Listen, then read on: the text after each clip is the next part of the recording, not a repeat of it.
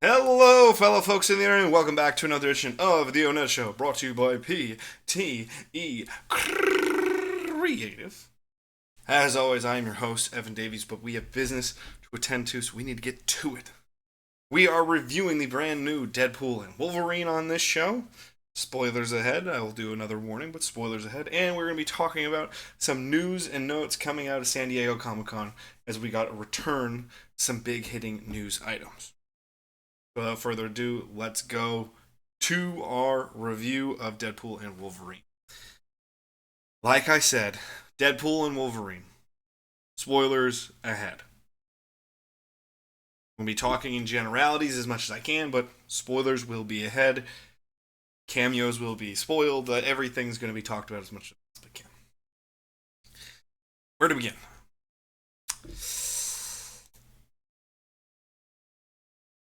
Deadpool and Wolverine, to me, is sizzle over steak fan service. Sizzle over steak fan service. It is still extremely fun. Tons of tie-ins to the Marvel Cinematic Universe and the past of the Marvel films in general, and projects and creative things for the last 25 years. There is fun bouncing off the walls in this film. However, I would argue it's a lot of sizzle and not a whole lot of steak. I'm going to talk positive first, and then we'll go into a little bit of negatives. And, as much as we possibly can. So it's trying to be balanced. When you look at the final result of Deadpool and Wolverine, to me, your high points are the emotional. If you look at the past of the Deadpool franchise, the high points that force you to really take those movies seriously is the emotional center. In this film, you have two anchor points in Deadpool and Wolverine who are being more vulnerable than they've ever been as characters before on screen, and it works really well. You're seeing a more vulnerable Deadpool who's being forced to make decisions to try to save his world against the dreams that he has of being an Avenger and being one of the big bad superheroes of a world. He's being forced to realize the truth, which is he's a joke. He is not well regarded within the superhero community, and he has to deal with that. And that is an overall quality story to tell and see where we're going. Plus, we mix that with the Wolverine who has failed his world. And Hugh Jackman completely takes this movie for me. Because he brings the necessary balance of the straight man who's pissed off to a Deadpool who can't take anything seriously.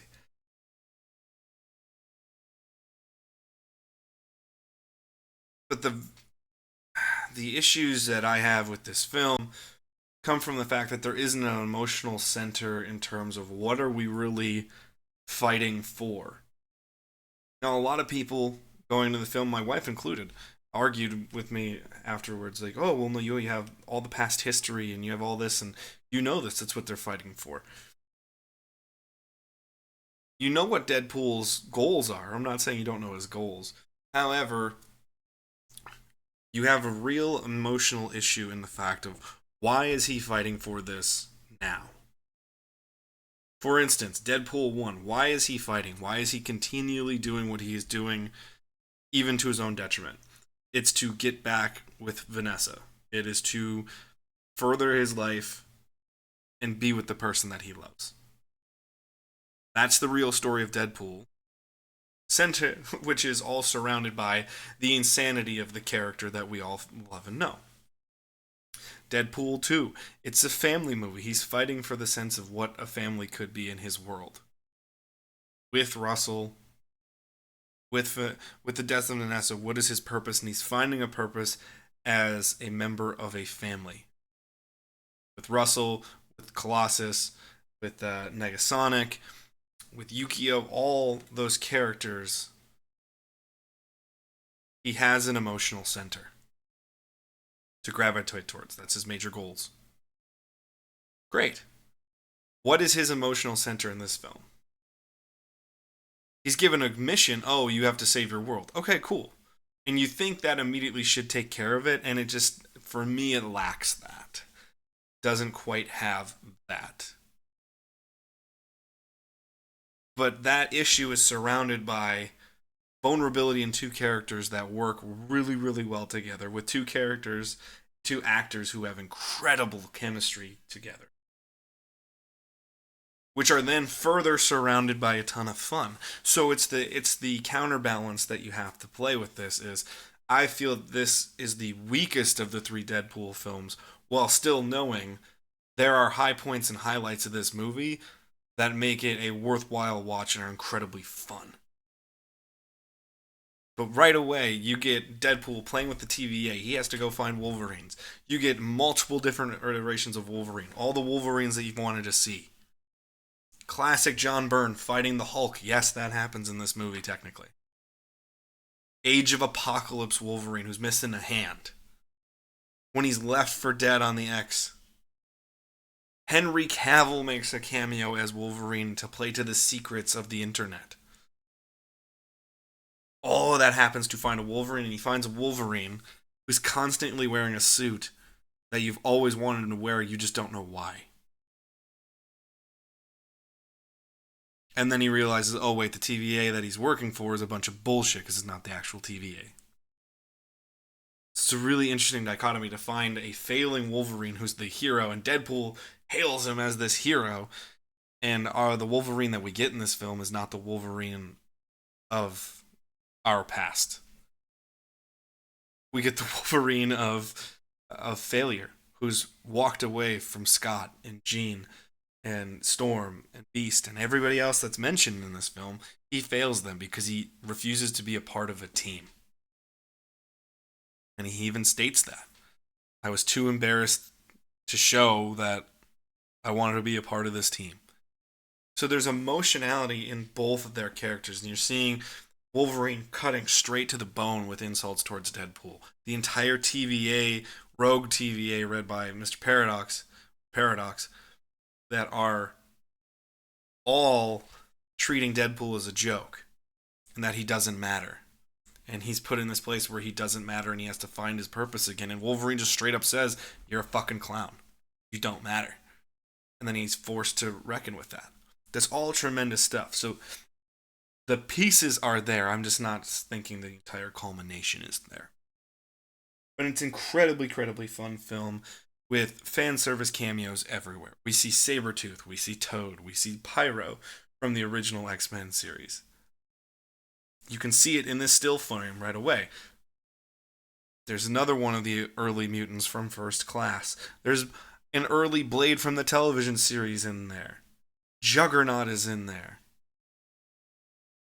We go further and we get all kinds of crazy stuff. We see action sequences such as this, where you get a Sabretooth fight afterwards. And you get an appearance from Chris Evans. Yes, Chris Evans, Fantastic Four, Johnny Storm. But it's not exactly the one that we know. He's more of a failure. He's more of a shithead who can't get it done versus a shithead who can get it done, like in the films. We're seeing, eventually we get to see tons and tons of crazy stuff. Such as a Jennifer Garner Elektra. A Wesley Snipes Blade. Yes, you heard that correct. X-23 was already spoiled, that's not a big deal. And then you get a Channing Tatum Gambit off of what the movie that never was, which is Channing Tatum's Gambit. You're getting a ton of fun action sequences and cameos galore that set up so well what Deadpool could be in this world, and how he really should share the same fate as all of those projects that either petered out or never happened. So it's very self-aware. It's just lacking an emotional center for me. But this film cannot be overstated how fun it is. You're getting dog pool. You're getting lady Deadpool. You're getting cowboy Deadpool. You're getting samurai Deadpool. You're getting so many different iterations of Deadpool in this film. Playing with the multiverse theory that can work for Deadpool. But how does it work in the overall scheme of the MCU? And this is kind of a picture that I think best suits it. Wolverine looking at Deadpool, who is a total badass, by the way. I love the Wolverine we got in this film. But this picture to me states how I best feel about this movie. Forefront and center, I love the fun. I love the inanity. I love the insanity of this film. I love getting to play in that world, the fan service, to a degree. But then I have that look in my eyes, kind of like Wolverine does here, is this really what's best for us as an audience? And I'm not quite sure yet. It's a movie that I wanted to love, and I ended up saying I like it. I don't know if it's even a top tier MCU film, and a lot of people are going to say, no, it's one of the greatest MCU films of all time. I would probably beg to differ. We're getting so much of what we want to see. So much of what we've always wanted to see. But maybe it's the forbidden fruit coming true that we didn't necessarily know we didn't want in the end sometimes. It's a very self-referential film. It references where the MCU is and calling it out, which is both good and bad, because while it's awesome because it fits the character of Deadpool, you're also forced with the reality that even Marvel knows past couple of years haven't been great. Where we get a hit and then we get a miss, or we get a couple hits and then we get a couple misses, and it's just not working exactly what they want in this multiverse saga. So how do we combat that? And in one way, this feels like a crowning achievement. The boys we've always wanted to play with, they're on the team too now. You know, your friend in a different city that you always wanted to move to your city and your town, they're finally getting to play. Deadpool and Wolverine are finally in there. X-23 is back. The X-Men are full-on canon as part of the Marvel Cinematic Universe now. But yet, is this going to equate to a win? And that's something to think about with some further MCU news that came out of San Diego Comic-Con as well. So again, I think this is a really fun film, but it lacks a slight emotional center to why we care so much about this movie. Versus, to me, this feels like we're trying to fill the grand scheme of things and failing to make the greatest movie we could. We're trying to, hey, let's play catch up and get everybody in and have a lot of fun. We're not making the greatest movie that we could. It's still very fun. It's still very enjoyable. You just need to be prepared for it a little bit. That's how I would argue Deadpool and Wolverine is. Overall, fun film, but it's sizzle over steak fan service. That's the greatest way I can put it right there. However, I can't lie. I love Dog Pool. Love that ugly, ugly dog. It's glorious. But that is our official review here, my official review of Deadpool and Wolverine here on the ONETA show. Which could be, I guess, part of the ONETA movie show. Missed opportunity, if you will, but not a big deal. And if you want to go check that out, you should go check that out on Saturdays. Frankly, there's so much stuff that you guys can go check out.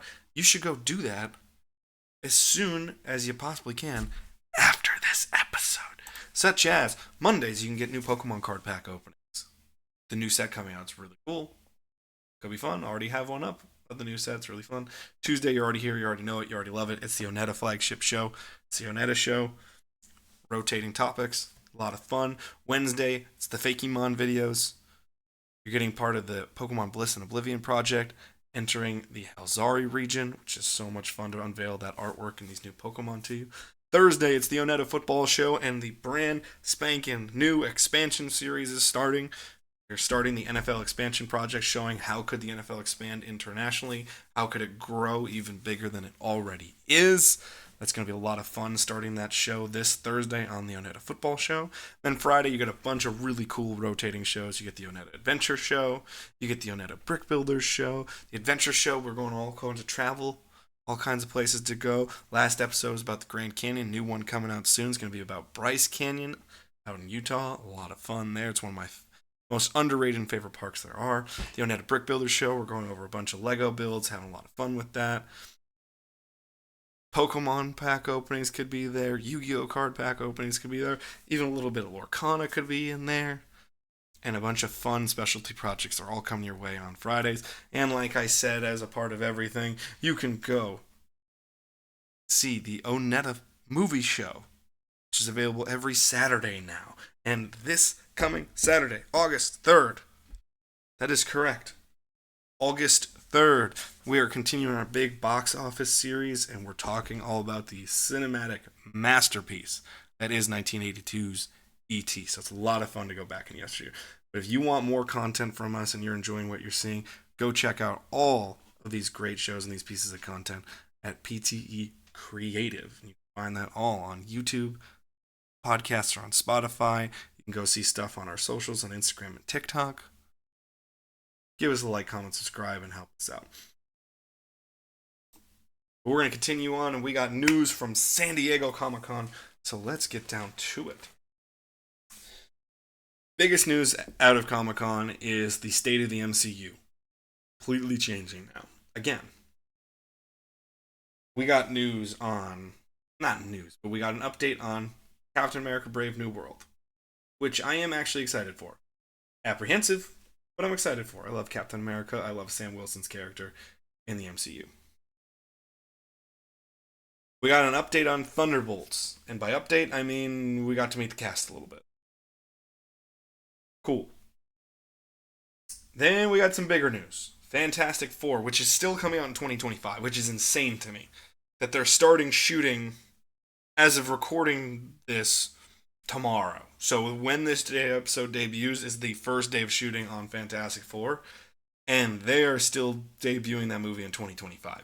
That is insane turnaround time for me. Even in modern editing terms and everything else that you can do in this MCU world, holy shit, that is a turnaround.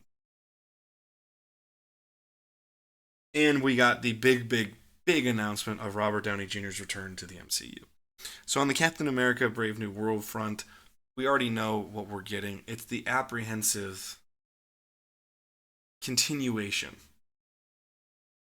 I am excited, but we have to remember where we are. And I think this is going to be another good test to see how does the Disney Plus series work in transitioning to the movie. WandaVision, in my opinion, didn't translate well. It was really good on its own, set up Wanda, and then there was a really quick turn to where Wanda went in Multiverse of Madness. So, not great. Miss Marvel, I think, worked. It set up that character very well and showed she's a fish out of water that's in a fish out of water that is in this bigger world. But how does she work in that bigger world that she's not ready for, that she's not accustomed to? I think that worked well in the Marvels, but I don't think the Marvels is some great cinematic masterpiece, but I think it's a fun movie. Now, there's another test for the MCU with the Disney Plus series of how does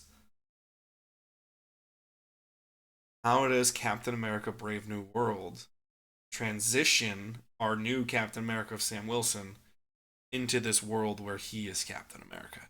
And he's anchoring a movie franchise now. We're going to see. I'm excited. Excited about Harrison Ford being involved. Anything Harrison Ford does is phenomenal because it's Harrison Ford. But we're going to see how that goes. Same deal with Thunderbolts. We're seeing the collection of a lot of B-list characters. A lot of fun characters. I like these characters, but a lot of B, C, and D-list characters coming together to make this team. What do? I don't really know yet. All we know is apparently everyone loves Florence Pugh, which, shocker, because the whole world does, myself included. I think Florence Pugh is a phenomenal actress who everything she touches pretty much turns to gold from her perspective or her acting. So, very interesting to see that one. But Fantastic Four is where we get real news. Is the four cast members all coming out. We're seeing the reactions we're going to get. But again, it feels like we're trying to get into this huge, huge thing. I don't know if we're ready for that yet. Then we get the huge drop at the end. And it kind of feels more sizzle out of steak, kind of like with Deadpool and Wolverine, man.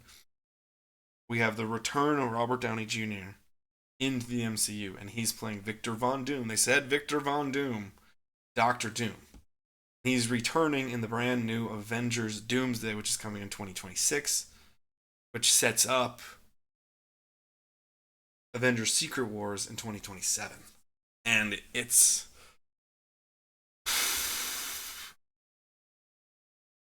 Is this a variant of Tony Stark? Or is this truly Victor Von Doom? Because this is all a pivot point coming out of losing Jonathan Majors to his scandal, which, this is the world we live in today, and there are consequences to actions. And from all accounts, he's been found guilty of abuse, so he's lost his status in Hollywood. And now Marvel is set, they have to pivot, they have to figure it out. How do they figure it out? Well, let's just bring back Robert Downey Jr. and make it Doctor Doom. But you're bringing the Russos back to direct those two films. I love the Russo brothers. I think they did a phenomenal job in the MCU. All four of their films in the MCU are four of my absolute favorites, as they should be almost everybody else's. The creme de la creme of the MCUs. I mean, Captain America Winter Soldier is still a top 5 MCU film. I adore that film. I think it still might be top 3 if you really made me argue it. Civil War is phenomenal and furthers our story in MCU. Infinity War is unquestionably one of the biggest events in all of movies that we've ever seen. And then we get to Endgame, the event of movies of the last 30 years. Give or take. But, like, it's this generation's Star Wars, it's Avengers Endgame. And it feels like we're really desperate for a hit and we're trying to just get everybody back versus pushing forward. How does the return of Robert Downey Jr. affect the MCU? Storyline wise, are we getting a variant of Tony Stark that's Victor Von Doom? Or are we getting a true Victor Von Doom who's just played by Robert Downey Jr.? Maybe that world doesn't have an Iron Man, which again could argue it's a variant, but or are we going to get true comics where we barely ever or we never see Doctor Doom's face and we only see the mask? Because that could theoretically work. Kind of crazy to think about, but it could work. I think that's where it all really begins. But right now, it feels very much this is a move out of desperation. This is not a move out of pushing things forward. That's my big thing out of Marvel right now that just makes me a little apprehensive. I want all the best for it. I want Marvel to be on top of the world. I love the Marvel film. But I'm a little weary. That's our Marvel news coming. Our Marvel news coming out of San Diego Comic Con this year. But 2 more things, television wise, I'm really excited about actually. Over on the other side of comics, DC Comics, we got the trailer to the new Penguin series coming out soon. Coming out this fall. That I'm excited for. Because it seems like an under the radar thing that's really going to build the streets of Gotham. Now, I feel that the Batman, as by Matt Reeves, is the truest representation of the character we've ever seen. When you hit the core of the character, it's the truest representation of that character. That I love.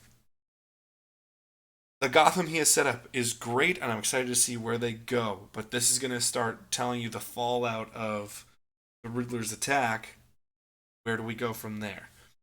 And the power vacuum. So it's going to be really fun to see the world that Batman is inheriting due to the actions of the Riddler. That's going to be really interesting and fun to see. The trailer looks phenomenal. Colin Farrell just so captivating as that character. Trailer's phenomenal. That is exciting. And the other big piece of news out of Comic-Con, 4 minutes. A big-ass trailer. 4-minute trailer to the return of Token's world. Going back to Middle-earth again with Season 2, The Rings of Power. As I've said on many podcasts on this channel, a huge Lord of the Rings nerd. Absolutely, there's not a day that goes by that I do not, in some way, shape, or form. I adore the works of Tolkien. But this trailer gets you excited. This is we're now getting to the point of where we want to be in the world of Tolkien, in Middle Earth, during the Second Age of the Rings of Power. We wanted to see the founding of the rings and the creation of the rings. We want to see where does Sauron really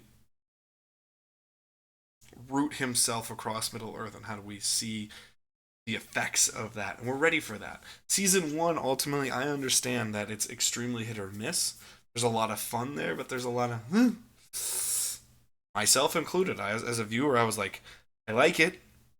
It's good. You can't say it's not good or well made, but it's problematic as a work of Tolkien. And now we're seeing where we're left off, and we're seeing continuation of that. Where do we go with that? I would. This is starting to look far more promising as to what we wanted to see in season 1. That's good, but we still have to come with the apprehension of, hey, last time, well made, not exactly what we wanted out of the stories of J.R.R. Tolkien. Wanted out of. So where do we go from there? So that's a really interesting dichotomy to play, but that trailer smacks. It's phenomenally cut. It's so well done. Really gives you an insight into the motivations of the characters, teases you with what you're going to see, but doesn't give it all. And for fuck's sake, one of the best things ever, we got Tom fucking Bombadil. That is goddamn right. Tom fucking Bombadil. The most absurd character in all of Tolkien lore. One of the most absurd characters in all of fantasy is now appearing in this show. And chef's fucking kiss, I could not be happier. That is going to be very fun, and I'm extremely excited to see that. Go watch that trailer if you want to see what I'm talking about. It's incredibly fun and interesting. Go see for yourself. Those are some bigger news and notes coming out of San Diego Comic-Con this year. And it's extremely fun to see what is happening. That's actually going to do it here for us over at the ONETA show. A little bit shorter show today, but that is A-okay because I want to make some great content for you guys. And I am going on vacation in 9 days for like 3 weeks. So I got to hammer out this content for you. I have a lot of plans. I've done a lot of prep work, but it's recording season right now. So we can make sure you guys all have a lot of good content out there. So go check it out. Check us out Monday through Saturday now. It's a whole lot of fun. Like I said, if you want more content, got it for you. Monday, the Pokemon card pack openings. Tuesday, the flagship ONETA show that you're already here. Wednesday, it's Pokemon Bliss and Oblivion. Thursday, it's the ONETA football show, and we're doing the big NFL expansion series, which is so much fun to do. Friday, rotational shows. Check out the new Adventure show coming soon, the new Brick Builder coming out soon, more Pokemon card pack openings coming, especially with the new Shrouded Fable set coming out. It's going to be fun. A lot of cool things coming your way. And as always, Saturdays, go check out the brand spanking new ONETA. What is that? ONETA movie show, which is a whole heck of a lot of fun. We're covering E.T., and then right after that, we got a really cool cult classic series episode for you guys. Go check that out. And if you want to support us even more, like I said before... Oh, wait, I didn't say it before, but we're here. We're here for the shuckles. Go check out ptecreative.etsy.com to support the show even more. Go get yourself some merchandise, my friends. You can head over there. You're not going to get still frames of Deadpool and Wolverine. No. You're going to come over to ptecreative.etsy.com and you're going to get all cool stuff like Pokemon cards and t-shirts and hats and hoodies and stickers. All kinds of fun stuff, all revolving around the really fun things that we do on the channel. Support us here. Have a good time and go get yourself a new sticker, a new hoodie, a new hat, t-shirt, or even some Pokemon cards for yourself. Go take care of all that stuff over at ptecreative.etsy.com. Like I said, it's the end of the road here on this show. Thank you so much for watching. Appreciate it so much. If you did like it, give it a like, give it a comment, give it a subscribe. If you hated it, give it a thumbs down. Whatever. I want to know what it's all about. Prefer you don't think that, but if you do, you have a right to express that. So do so. And if you want to be like the first troll we ever got, which just happened last week, which is super cool, frankly, tell us how you feel. Write it in the comment section. We'd love to hear it. Check out our socials. Check out our other podcasts. Check out all of our other content. YouTube, Spotify, Instagram, TikTok. It's all there. Go check out Etsy for some cool merch. But that's going to do it for the show. Thank you all so much for watching. Peace, love, and hugs to all of you people. Bye!